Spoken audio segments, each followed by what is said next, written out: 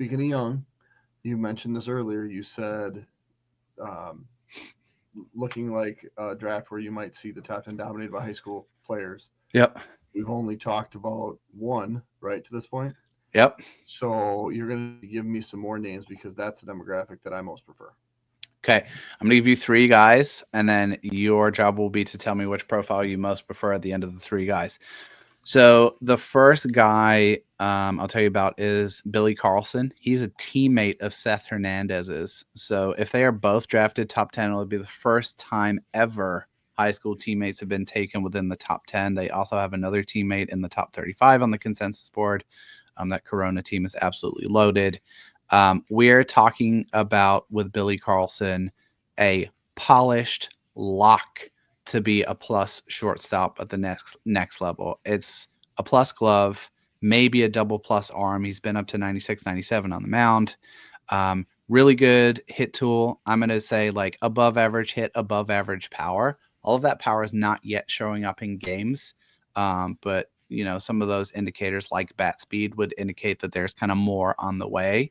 I think he's the best defensive shortstop in the class. But if you throw all of that together, you've got plus defense, maybe a double plus arm, and then above average hit and power in an 18-year-old prospect who can probably hang a little bit more on the frame. There's a lot to like there. Another guy I'll bring up here is Kason Cunningham. He's going to be a really interesting case study in this draft for a couple of reasons.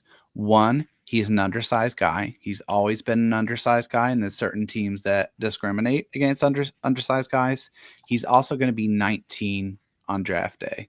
So he's going to be an interesting indicator of like, which models value what type of thing. He's probably more your like stick on the dirt, but maybe not at shortstop type of guy defensively. Probably the best hit tool in the prep class overall. Really short swing, can manipulate the barrel anywhere through the strike zone, covers the whole thing really well.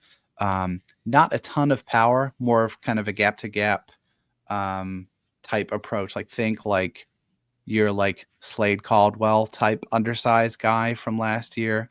There's a couple of examples of that in every draft. Above average arm, plus speed, but a lot to like in his profile. He's a prep guy out of San Antonio.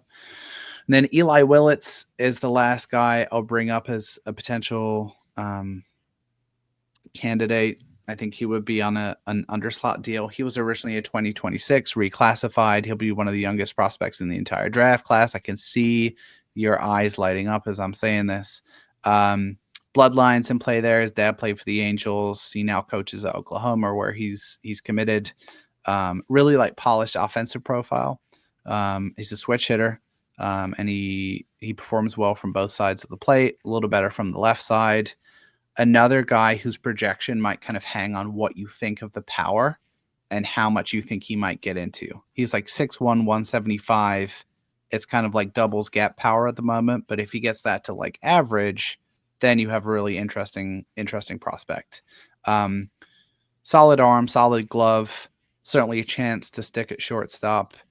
And I think you're looking at like a 50th, 60th percentile outcome of being a solid big league regular. So if you stack up those three guys, Billy Carlson, Kason Cunningham, and Eli Willits, curious for your take on if you have an immediate preference out of those three guys, or kind of what you're marinating on thinking through those three profiles. So the big point you made with Cunningham is he's 19 in the draft, right? The next month, Carlson turns 19.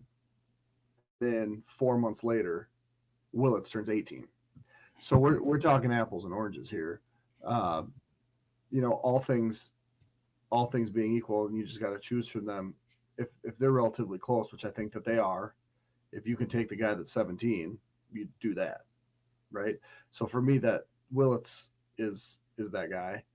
Um, I do really like Billy Carlson's profile, and so um, he would be number two. But the fact that it's like we're talking about the guys that are 2 years older, um, essentially almost a full 2 years older.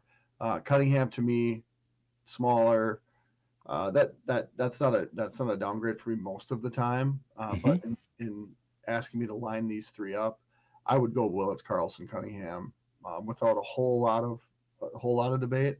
But I do obviously think that there's time to make that up. But I do agree exactly with what you're saying. Like teams that model the models that knock you down for being older, like these two guys, Carlson and Cunningham, they're going to get way knocked down, right? Yep.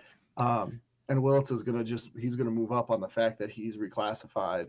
Um, he would have to, spend the full 3 years on campus. The other two, I think, would be draft eligible. Cunningham would Sophomores. definitely be draft eligible sophomore. Yeah. Carlson maybe not, but um, yeah, I mean, I think you could, depending on the flavor that you prefer, any of these three guys make a lot of sense, right? Maybe not at 1-1 yet, but in that back half of the top 10, I think all Yep. three of them make sense.